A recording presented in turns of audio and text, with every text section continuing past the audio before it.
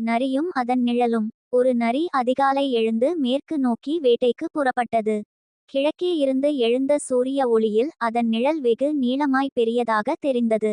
நரிக்கு ஏக குஷி. நான் ரொம்ப பெரிய ஆளாக்கும்.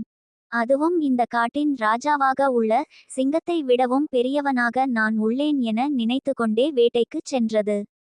செல்லும் வழியில் நரி ஒரு சிங்கத்தை கண்டது. சிங்கமோ சற்று முன்னர் தான் ஒரு மானை வேட்டையாடி அதை உண்ட களைப்பில் மெதுவாக நடந்து வந்து கொண்டிருந்தது.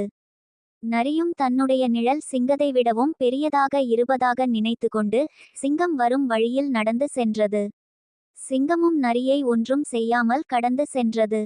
நரிக்கோ ரொம்ப சந்தோஷம். நாம் சிங்கத்தை விடவும் பெரியதாக இருப்பதனால் சிங்கம் என்னை கண்டு பயந்து சென்றது என நினைத்து கொண்டு அன்று மாலை தன்னுடைய வீட்டிற்கு சென்றது. மாலை வீட்டிற்குச் சென்றதும் நரி காட்டில் உள்ள மிருகங்களை எல்லாம் அழைத்தது. அனைத்து மிருகங்களும் நரியின் கூட்டத்திற்கு வந்தன. நரி அனைத்து மிருகங்களிடமும் இனிமேல் இந்த காட்டிற்கு நான் தான் ராஜா என்றது. யானையோ இதை நாங்கள் ஏற்க முடியாது என்றது. உடனே நரி காலையில் நடந்த சம்பவத்தை கூறி சிங்கமே என்னை பார்த்து பயந்து சென்றது என்றது. கூட்டத்தில் இருந்த மானோ, சிங்கத்தை உன் முன் மண்டியிடச் சொல், பிறகு உன்னை இந்த காட்டிற்கு ராஜாவாக்குகிறோம் என்றது. அடுத்த நாள் நரி அந்த சிங்கத்தை தேடிச் சென்றது. செல்லும் வழியில் சிங்கம் தன்னுடைய பாதையை நோக்கி வருவதை கண்டு நரி கர்வத்துடன் நின்றது.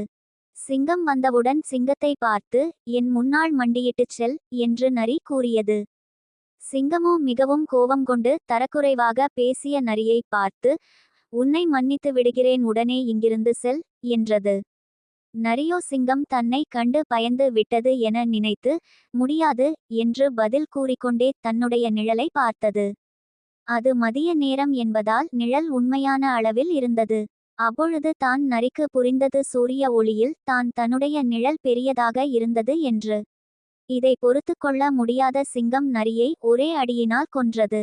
நீதி: முட்டாள்தனமாக பெரிதாக யோசித்தால் அதற்கான இழப்பும் பெரிதாக இருக்கும். Vape links